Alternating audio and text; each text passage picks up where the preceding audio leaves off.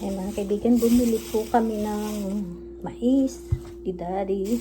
Ayan, bumili kami ng 15 peraso ng mais. Ayan po.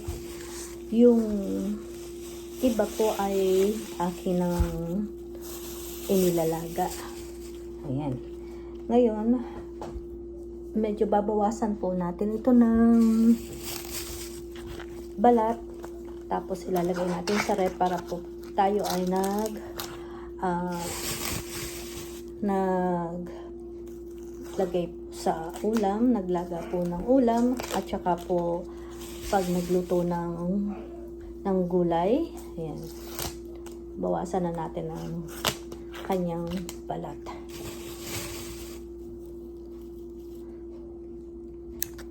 Ayan, tapos ilalagay na lang po natin sa ref. O, diba? Ayan, ganyan.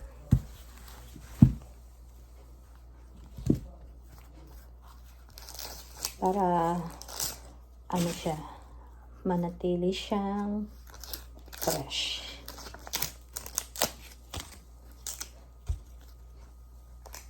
Lagay ko na lang po ito sa ref.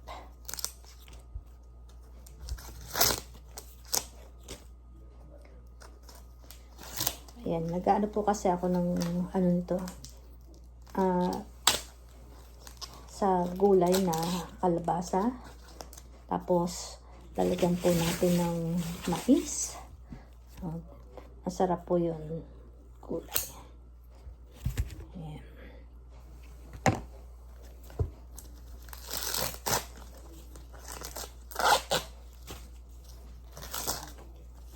Ayan. Mura kasi ngayon ang mais. Dahil tag-mais po ngayon.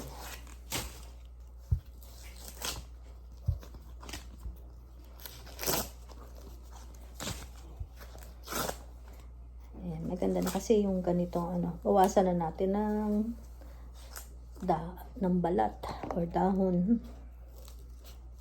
Ayan, o diba? Tapos saka natin ilalagay sa ating ref.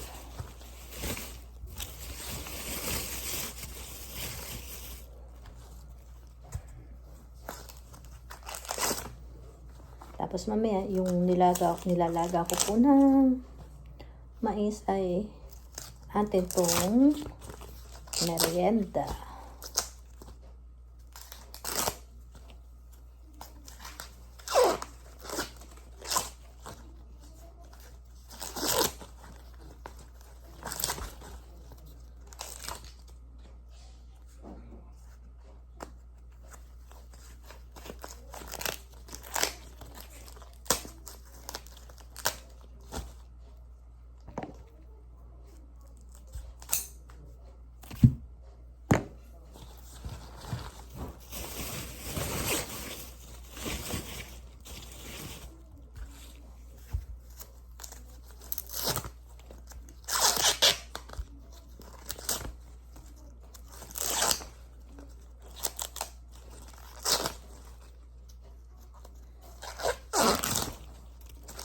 Ayan, pag ganitong tag-mais, ang sarap ng mais kasi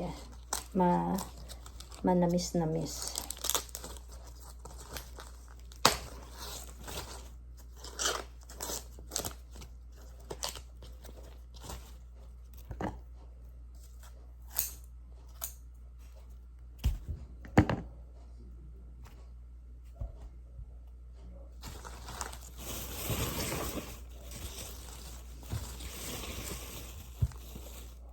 Ayan, dalawa na lang. Tapos na tayo magkalat.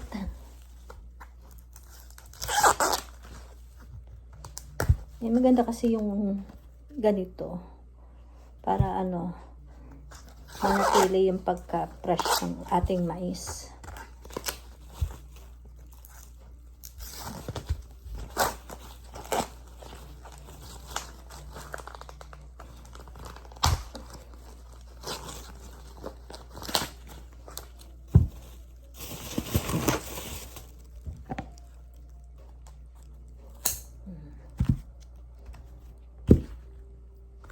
Ayan, isa na lang po.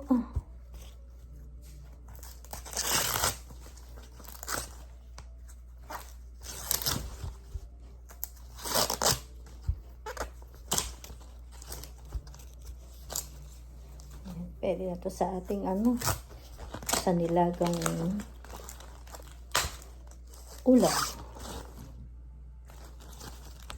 Tapos yung iba ay sa gulay. Ayan.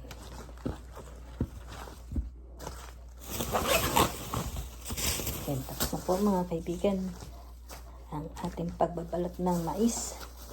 Ayan. Maraming salamat sa panonood nyo. Paalam.